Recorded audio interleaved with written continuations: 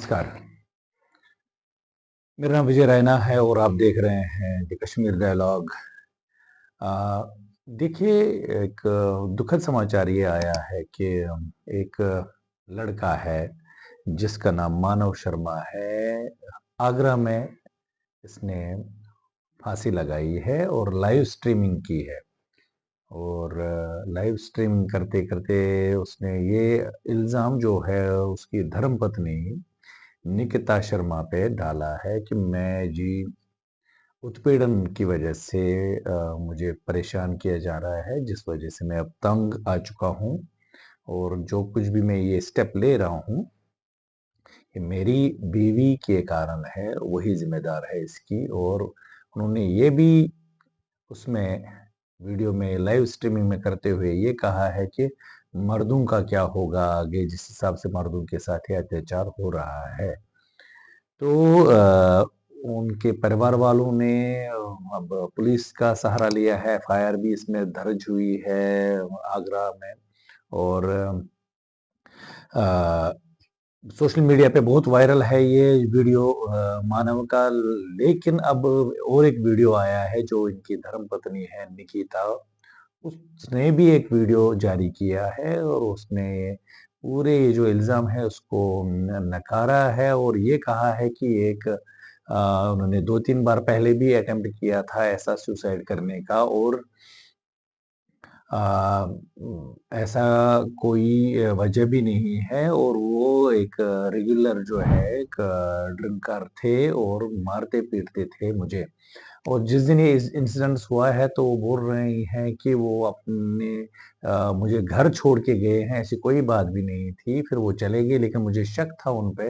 मैंने उनके घरवालों को, उनकी बहन को और बाकी जो भी घर के सदस्य हैं उनको फ़ोन किया कि मुझे शक लग रहा है कि कोई, क्योंकि मैं उनको फ़ोन कर रही हूँ उनके मोबाइल पे, वो उठा नहीं रहे हैं, तो कुछ गड़बड़ हुआ, प्लीज़ देख लीजिए। तो ऐसा कुछ जो है अभी हो रहा है। आप मेरे कहने का ये मतलब है कि ये जो इंसिडेंट्स हो रही है इससे पहले भी ये एक आईटी प्रोफेशनल थे बेंगलुरु में, वो भी बहुत वायरल हुआ था। उन्होंने भी जो है सुसाइड किया था। एक 1.5 घंटे, पौने 2 घंटे का एक वीडियो बनाया था उन्होंने, जिसमें उन्होंने पूरी कहानी सुनाई थी कि उसको केसू में कैसे जकड़ा गया है, उसको एलिमनी के नाम पे कैसे लूटा जा रहा है, कैसे उससे पैसे ऐंठे जा रहे हैं।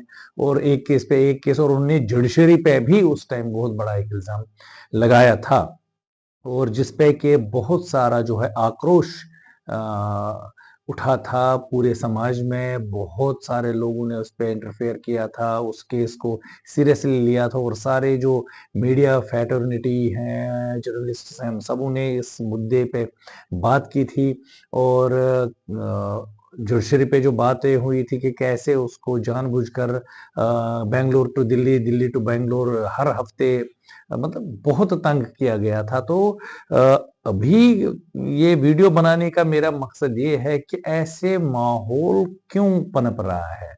ये जो डाइवोर्सेस हैं, जो ये घरों में लड़ाइयाँ झगड़ा है मियाँ-बीवी के बीच में पैसे के लेके लेके या कुछ लग रहा है कि समाज कहीं गलत दिशा में जा रहा है। और इसका जो खमियाजा है, अभी ये जो नौजवान है मानव शर्मा, इसने अपनी जान देके किया है। अब सच्चाई क्या है कि ये बीवी ने उसको प्रताड़ित किया था, एक हैबिचुअल या कोई डिप्रेशन में था या कोई और प्रॉब्लम थी इसके साथ, तो वो तो इन्वेस्टिगेशन पे ही पता लगेगा। लेकिन मुझे लग रहा है कि समाज में बहुत एक किस्म से लोग वो अब बर्दाश्त नहीं कर पा रहे हैं एक-दूसरे को।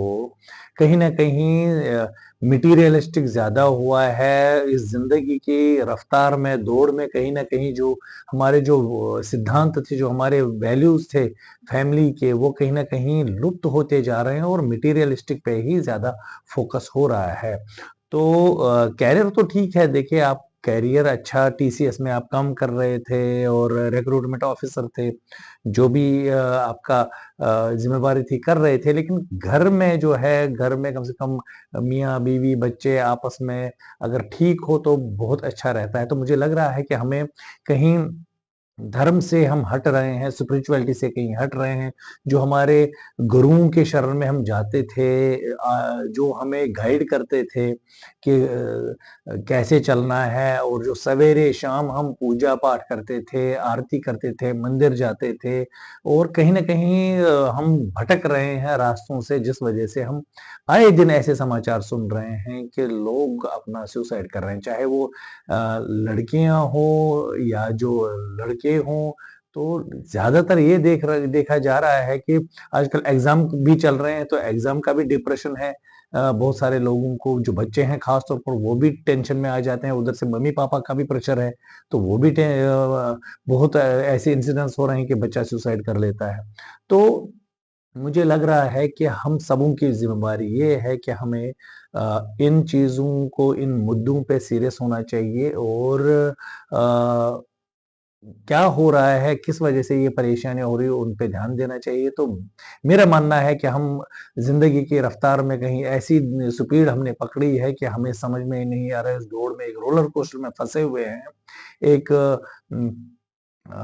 रैट रेस में फँसे हुए हैं कि हम कहाँ जा रहे हैं, कुछ पता नहीं है। तो हमें लग रहा है कि जो सनातन धर्म है, हमारे जो स्पिरिचुअल बुक्स हैं, भगवद गीता को हमें उसका ज्ञान लेना चाहिए, उसको पढ़ना चाहिए, और समझना चाहिए कि वास्तव में हम कर क्या रहे हैं और कहाँ हम भटक रहे हैं। सारे जवाब भगवद गीता के अंदर हैं, और जो हमारे स्पिरिचुअल गुरुज़ हैं, उनके शरण में भी जाना चाहिए, और उनसे भी ज्ञान लेना चाहिए कि कहीं न कहीं कोई जो गलतियाँ हमसे हो रही हैं, वो ना हो, और ऐसी जो घटनाएँ हैं, वो घटनी नहीं चाहिए। मेरा यही मानना है समूह से कि थोड़ा-सा शांति बनाए रखें, एक-दूसरे को समझने की कोशिश करें, और आध्यात्म की तरफ ज़्यादा से ज़्यादा जाएँ, जिससे कि ये घटनाएँ दोबारा ना हों।